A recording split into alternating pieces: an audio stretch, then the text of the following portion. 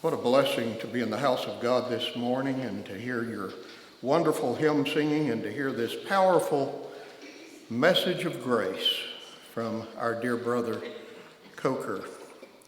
The word of his grace, the message of grace. Did you hear the message of grace this morning? It is truly a joyful sound. I don't know a better message in the world. Grace, 'tis a charming sound. I love Brother Josh and am so encouraged with his ministry. He's one of my favorites, one of my favorite preachers. I sure enjoy him and appreciate his studious mind and his tender heart. And that's a rare combination, but it's necessary in the gospel ministry. I think this is the third meeting we've preached together, isn't that right? We call ourselves Mutt and Jeff. Some of you kids don't know what I'm talking about, but anyway, he's about 7'5" and I'm about 4'6", so Mutt and Jeff. But anyway, I always enjoy hearing him preach and visiting with him, and I can say the same for your dear pastor. He's been one of my mentors and proteges, or one of my mentors and models through the years, and I sure appreciate his ministry. Good substantive pulpit content is what you have here at Bethel Church, and I'm thankful for that. Thankful to see Brother Tim's growth. Enjoy Brother John Harrison's ministry, each of the ministers that are here. I'm thankful for each one of you. I'm a lover of good men. You know, that's one of the criteria for the gospel ministry. They're to be lovers of good men.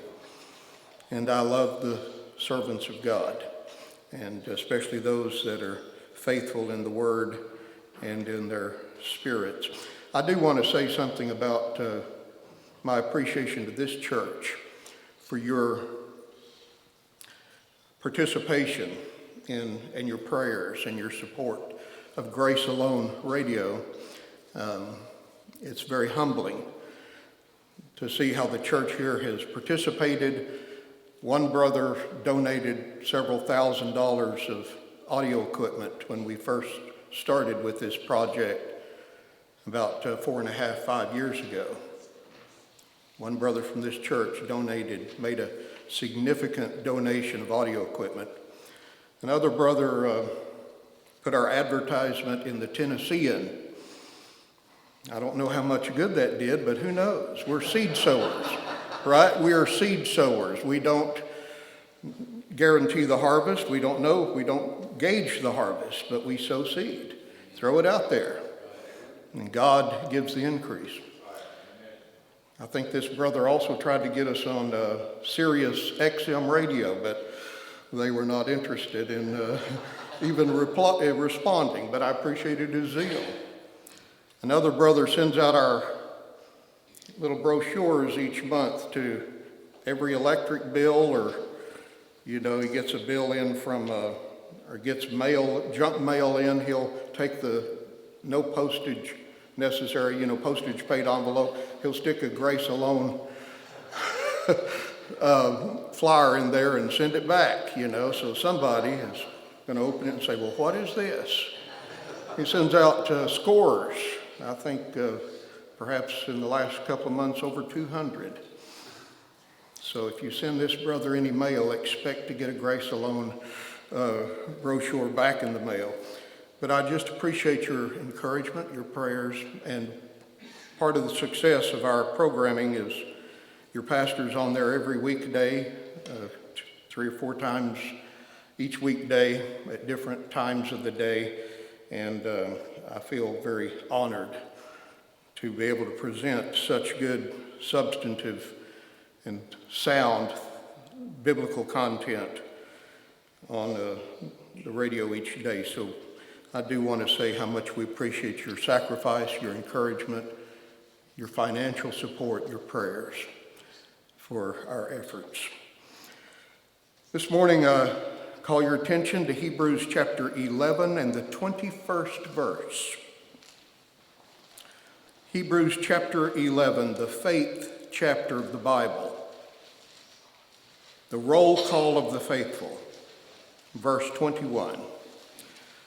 By faith Jacob, when he was a-dying, blessed both the sons of Joseph and worshipped, leaning upon the top of his staff. Now, if you're familiar with Hebrews 11, this verse seems a little out of place. It seems a little anticlimactic. It's just not quite as exciting as the verses that you read before it and after it. I mean, this chapter describes people like Enoch, who walked with God for 300 years. And it was translated, by faith, Enoch was translated that he should not see death.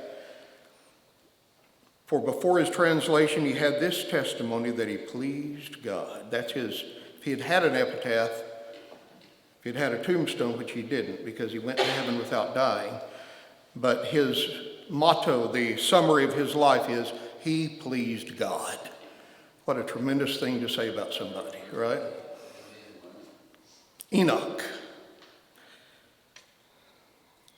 It tells about Noah, who spent 100 years building a massive ship, an ark, to keep his family safe during a global catastrophe. When it had never rained, Noah endured the ridicule of the public. He endured the physical stress of preparation and labor. For 100 years, it took him to build this massive structure that was about the length of 1 1/2 football fields.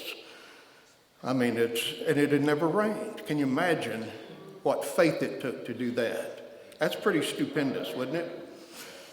In contrast to these men, we read Enoch, when we read in our text, by faith Jacob, when he was dying, blessed his 2 grandsons, and he worshiped leaning upon the top of his staff, that is, his walking stick, his shepherd's staff, his cane. It's not very exciting, is it? I suggest this text offers a snapshot of Jacob's faith at the end of his life. But unlike the others, both before and after, here in Hebrews chapter 11, the example that he cites from Jacob's life is again anticlimactic. It's less than stellar. Furthermore, I would say this morning, with no disrespect intended to Jacob, it seems to me that he just doesn't seem to be on the same level of valor and integrity and devotion to God as most of the other people in this chapter. In all candor, there's not a lot about Jacob's life that stands out as impressive, much less heroic in the list here of the heroes of faith. Like I said, Enoch walked with God for 300 years. Noah spent 100 years building a massive ship, the ark. Abraham deliberately let go of the security of his home for a promised future inheritance that did not yet exist. Abraham, leave everything you know for something that is to come, and I'll show you when you get there what it is. Can you imagine just walking away from a 20-room mansion, a career, all of your money, all of your friends and family, your high school alma mater, just walking away from it all into a land that he didn't even know where he was going? What faith it took to do that. That's pretty stellar. That's pretty impressive. What about Moses? Moses, we're told in this chapter, refused a life of unique privilege and a future political power. It's possible that Moses was second in line to take the throne of Egypt after Pharaoh's death. But Moses abandoned all of that. He grew up there in the palace, but he let it all go to align himself with people that were at that very moment slaves. And he devoted the remainder of his life to leading this pesky group of refugees through the wilderness in spite of their murmuring and complaining. That took a lot of faith. What about Joshua? He's mentioned in this chapter, at least by inference. He led the nation in the conquest of Canaan. Jericho was conquered under Joshua's leadership. Again, very impressive. What about the youthful David? He's mentioned by inference as well in this chapter. He faced off with the champion of the Philistine giant named Goliath, and he slew him with a sling and a stone. Or Daniel. This chapter speaks of those who stopped the mouths of lions. No doubt that's a reference to the story of Daniel. He spent a restful night in a den of hungry lions rather than compromise his commitment to the only true and living God. Daniel, I say, my friends, was a man of faith. I call these people, like Enoch and Noah and Abraham and Moses and David and Daniel, leapers. Leapers. There's a text in Psalm 18:29 that reads as follows: "By my God I have run through a troop, and by my God I have leaped over a wall." I'm a fan of track and field. I used to enjoy participating in that when I was a youth.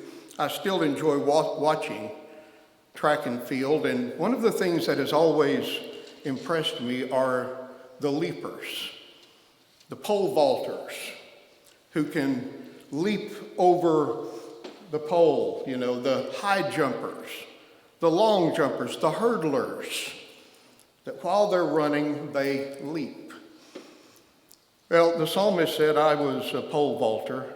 By my God, I have pole vaulted over the wall." Now, that must have been quite a feat to behold. To leap tall buildings in a single bound. Can you do that? Can you leap tall buildings in a single bound? Are you a leaper? Are you a mighty person of valor and integrity and devotion to God? Does your life bear the signature of the likes of people like Noah and Abraham and Moses? Have you ever done anything spectacular for God? David says, "By my God, I have leaped over a wall. I have run through a troop." I call these people leapers.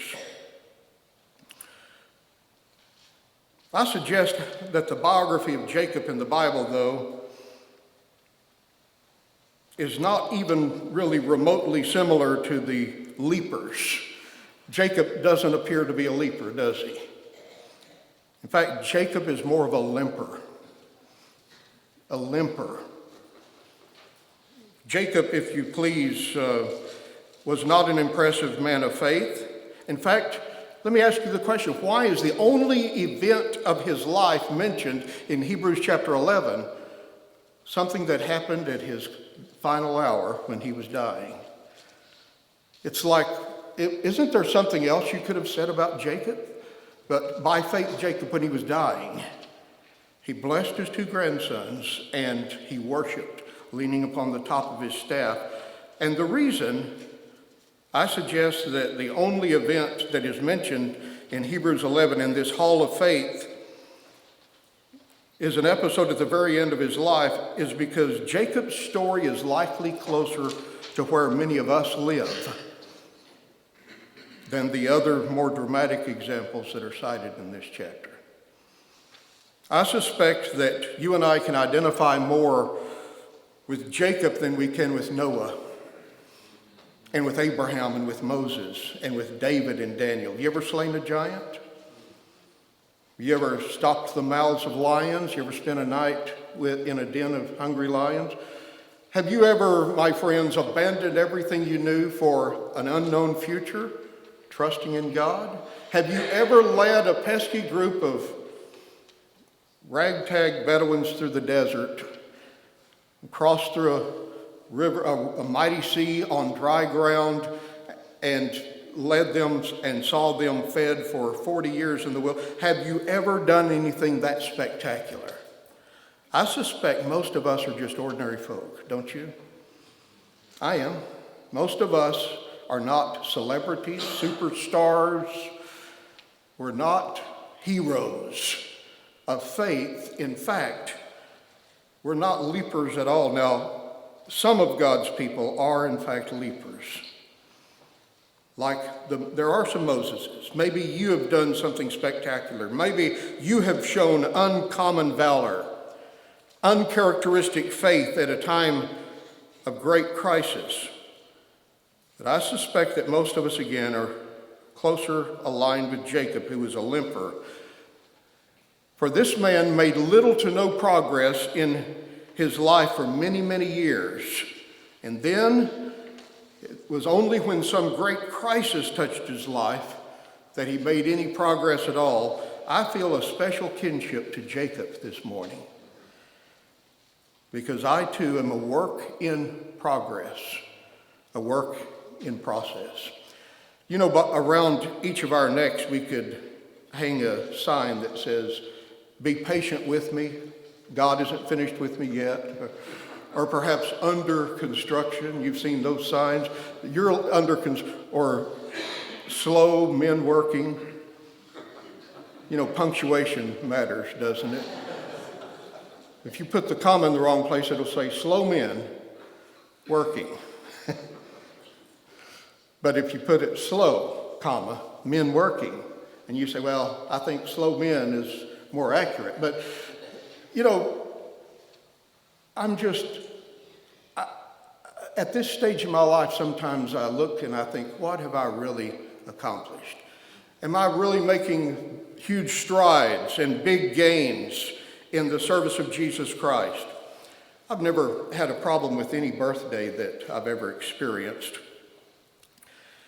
But the last couple of years have been more challenging. When I turned 60, it sort of shocked me. It's surprising.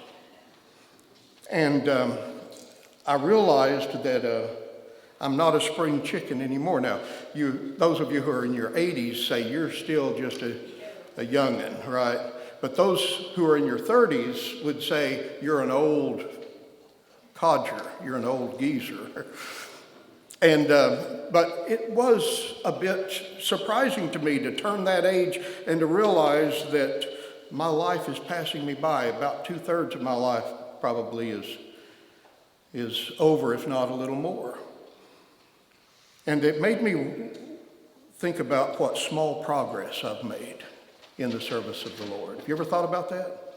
You ever thought, I'm not nearly as far along as I thought that I would be at this point? Brother Josh quoted the verse in 2 Samuel 23:5, "Although my house be not so with God." That's something David said near the end of his life. Although my house be not so with God. What did he mean? There are several possibilities. But one possibility is that he's saying my life is not exactly what I thought it would be at this point. Have you ever been there? I wonder if there's anybody under the sound of my voice today who can identify with this thought, that I really thought that I would be more devoted, more godly, that my life would have counted for the glory of God in greater degrees than it has at this point. But I feel, like the hymn writer said, much of my time is run to waste.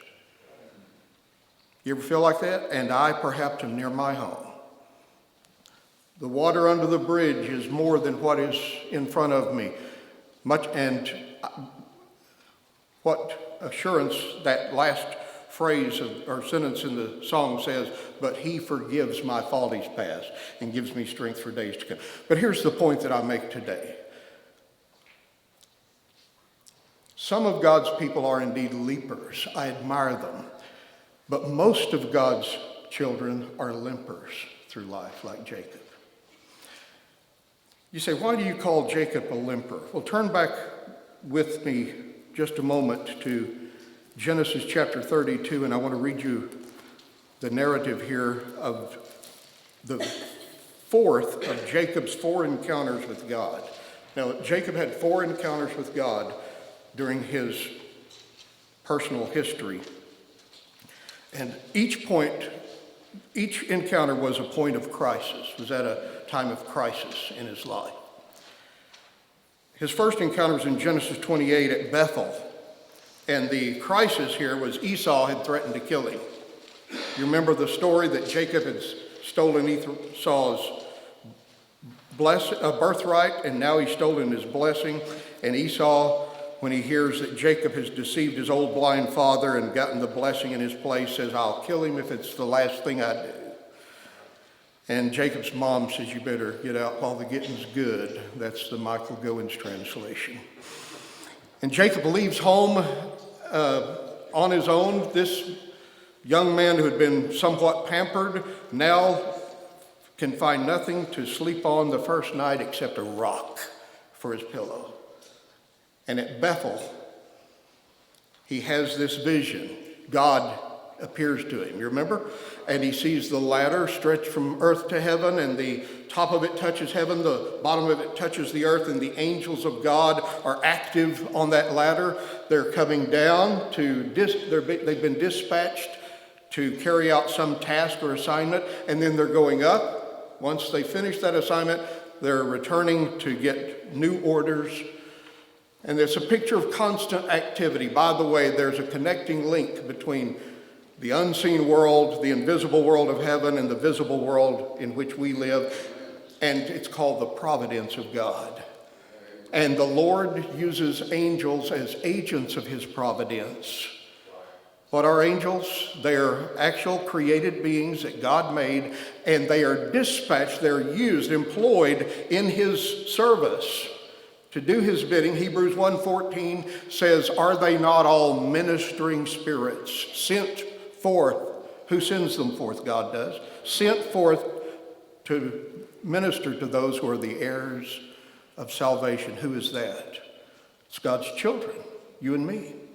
So the angels are dispatched to minister to you and to me. And what Jacob sees on this occasion at Bethel, in the first of 4 encounters with God, is he sees a picture of providence, of God's involvement in his world. Aren't you glad to know God is involved in his world? Aren't you glad to know, my beloved, that God is not remote and disconnected and distracted and says, okay, you figure it out on your own. I'll see you when you get to heaven. The God who loved us and died for us and redeemed us is also interested in our lives day by day. He's involved in our lives. The hands that bled for me are the hands that provide all of my needs and yours as well. Yes, I rejoice in that wonderful truth. But Jacob sees this picture and he has this encounter with God. See, Esau has threatened to kill him, and God comes to Jacob, and Jacob says when he wakes up, this is the gate of heaven. This is the house of God. That's what the word Bethel means, Bethel. This is where God lives. And he said, and I knew it not. In other words, I was oblivious. Now, Jacob, if you know his character, was a shyster. He was the quintessential con artist. His name, Jacob, means trickster, heel catcher, supplanter. He was a fraud, a deceiver. This young man he operated by the motto, look out for old number one. The most important person in Jacob's life was whom? Jacob. Jacob was interested in Jacob. And he spent his life conning other people, hustling other people out of what belonged to them. And, you know, the first act that we see of him is he's clutching his brother's heel. In other words, you're not going to get ahead of me. I'm looking out for myself. As an infant, a preborn infant, he's clutching the heel. Jacob is tricky. You can't trust him. Have you ever known anybody? Have you ever been somebody like that?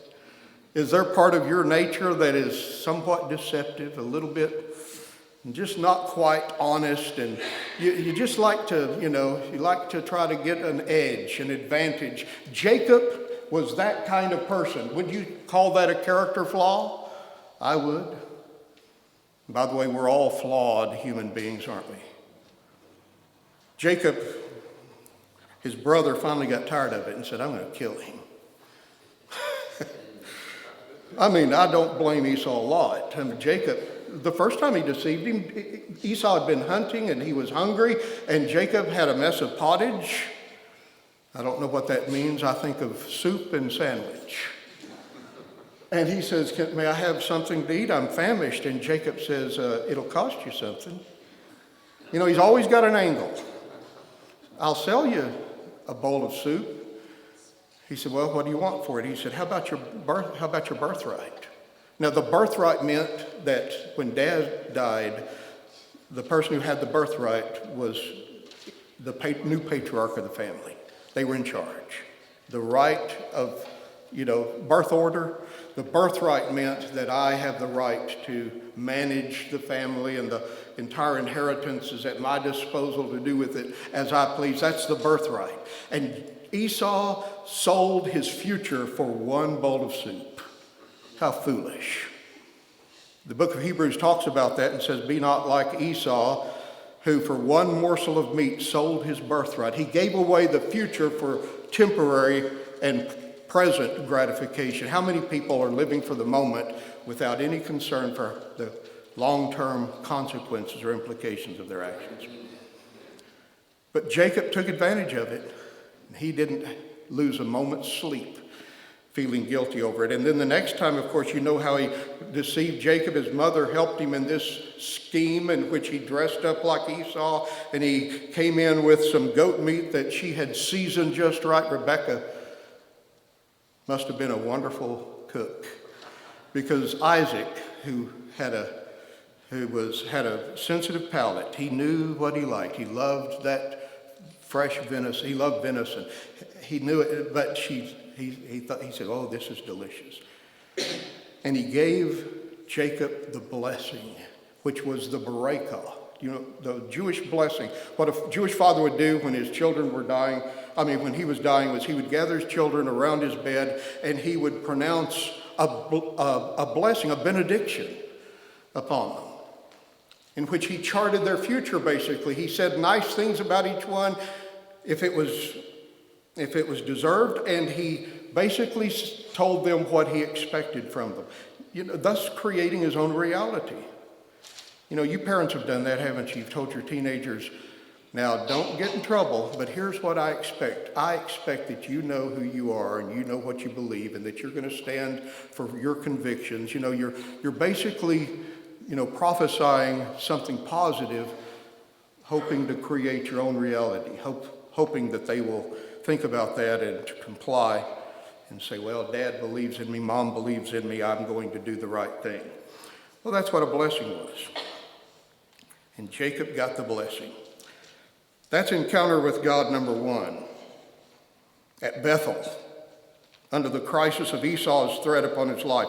The second encounter is in Genesis 31:3 at Haran.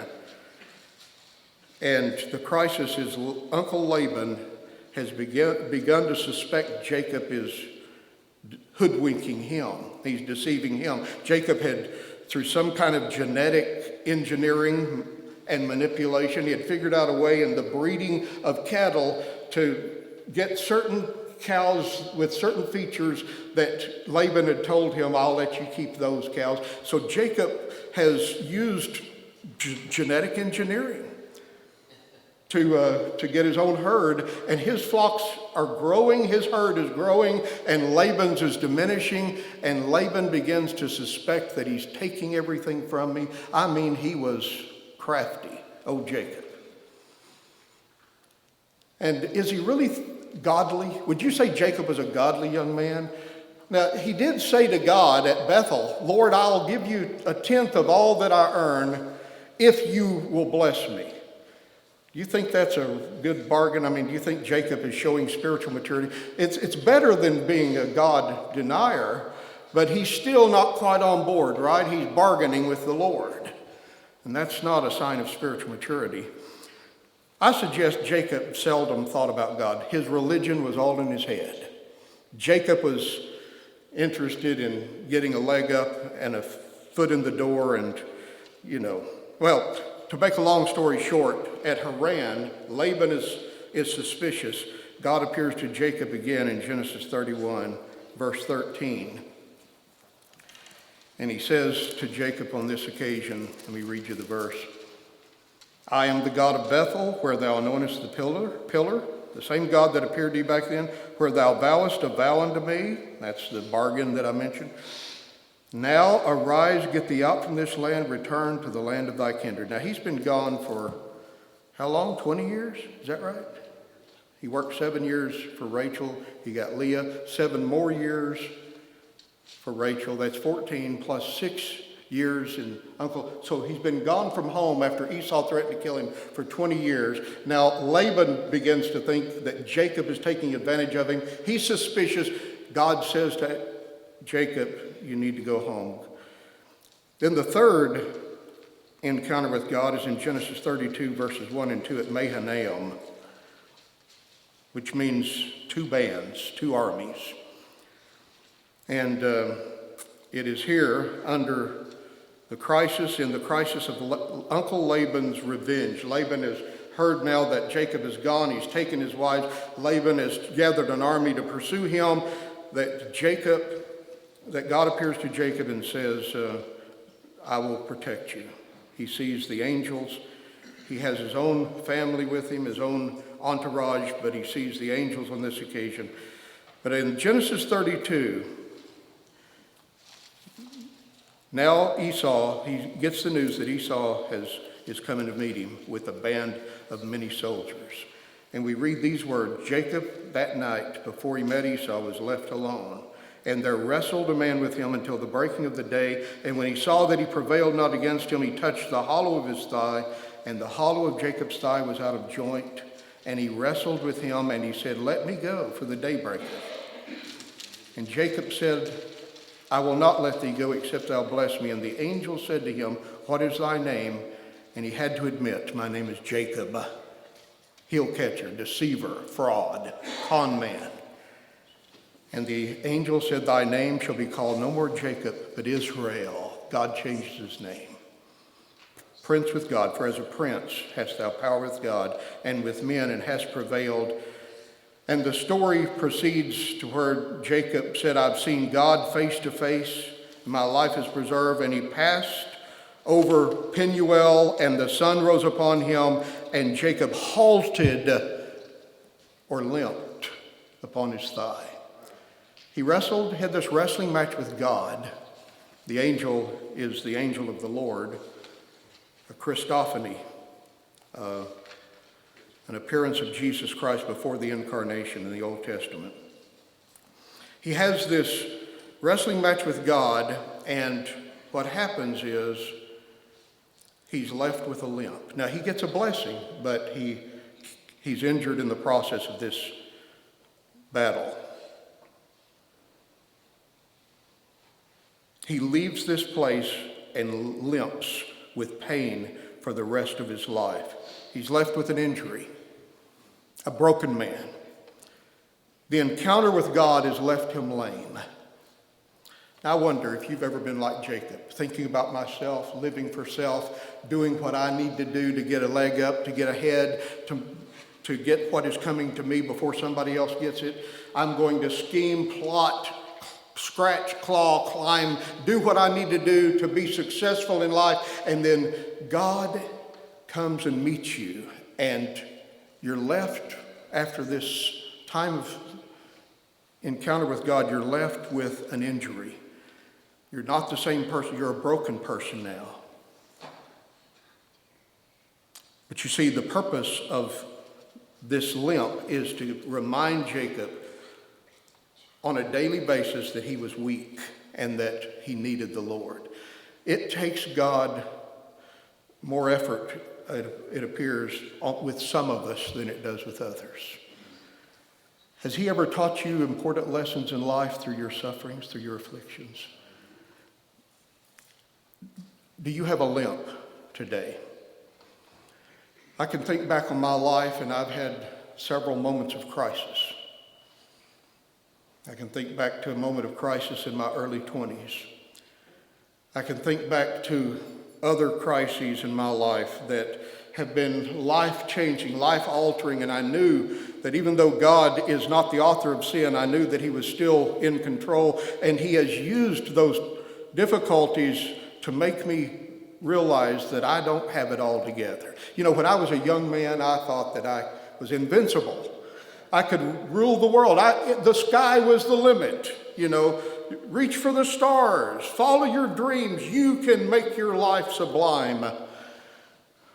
But God has taught me through my encounters with him that I'm weak, that I have needs, that I'm not all that.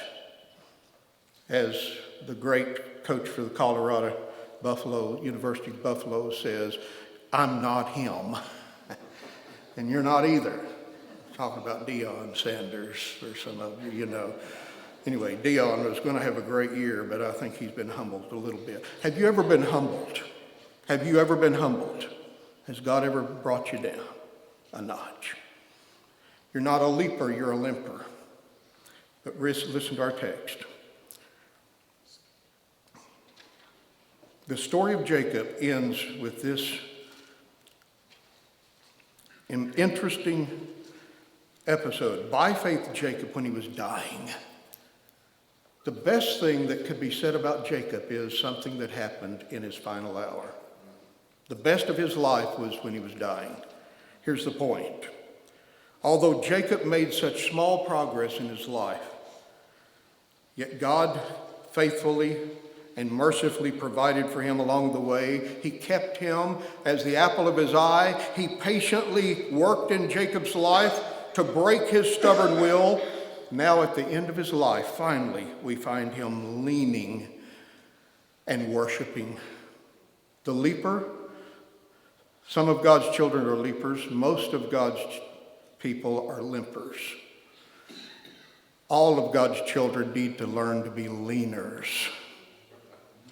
Have you learned to lean on the Lord, to depend on him? That's the posture that is appropriate for us all. Song of Solomon 8:5 says, "Who is this that cometh up from the wilderness, leaning upon her beloved?" The bride leans in dependence upon her beloved. Are you leaning on the Lord? You say, I don't need anything but myself. God has a way of teaching you better. And you're left with a limp through your trials, your difficulties, your heartaches, your sorrows in life. It leaves us with a limp, doesn't it?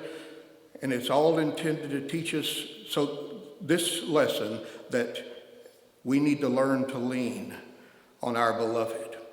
The end of Jacob's life reveals a man that is finally submissive to God. No longer is he wrestling to have his own way, but he's totally dependent upon the Lord, and he's humbly thankful for God's delivering mercy. My point this morning is it takes some of us longer to grow up spiritually than it does others. That seems to be the case. I'm a hard nut to crack. The Lord's been patient with me, but he's continuing to work on me. I'm not where I thought I would be at this point in my life. I thought I'd be much more consistent, much more useful, much more godly, much more influential. I still struggle with my old nature. Every once in a while I think, I've already conquered that tendency, that carnal tendency. I've already conquered. I haven't been in trouble with that in years. And then something happens and it's back again, and I think, what in the world? I've made zero progress.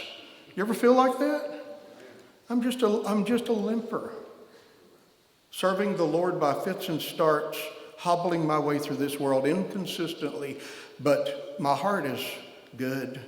I want to do better, but I am learning that I need to lean on him. Proverbs 3:5 says, "Trust in the Lord with all your heart and lean not on thine own understanding. In all thy ways acknowledge him, and he shall direct thy paths." Do you know what trust, what faith is? It's learning to lean. Learning to lean. Years ago, I was homeschooling my oldest daughter and was trying to teach her what trusting God meant.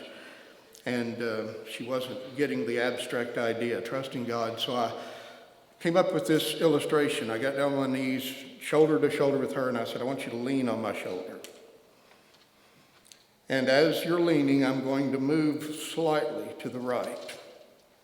And don't be afraid, I'm going to support you, but you keep leaning. And what happened as I inched my way over, her incline, her angle of incline became increasingly precarious, to the point that if I were to move suddenly, she would have fallen. And I asked her, I said, what would happen if I moved? And she said, I would fall, Daddy. Then I asked the question, do you think I'm going to move? And she said, no. I know you wouldn't hurt me. My friends, have you learned to put all your weight, to lean all your life on the Lord? You say, well, how can I trust him? He won't hurt you. He loves you. He's never made a mistake. He's the God of grace who took care of the likes of Jacob, and he'll take care of you and me. And even if it's at my dying hour that I finally learn to lean by faith while I'm dying, I say, well, Lord, take care of my grandchildren, and I'm just going to worship you. If that's what it takes for me, I still hope one day I'll be the person I ought to be. What I've been talking about this morning is practical sanctification.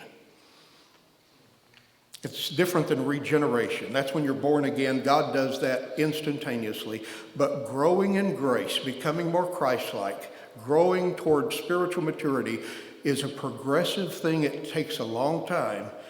And God help each one of us to be more consistent, to be more stable, to be more useful in his service. More holiness give me. More love to thee, O Christ. Purer in heart, O God, help me to be. Even if it takes till my dying hour, may he find me worshiping, leaning upon the top of my staff. May God add his blessings this morning.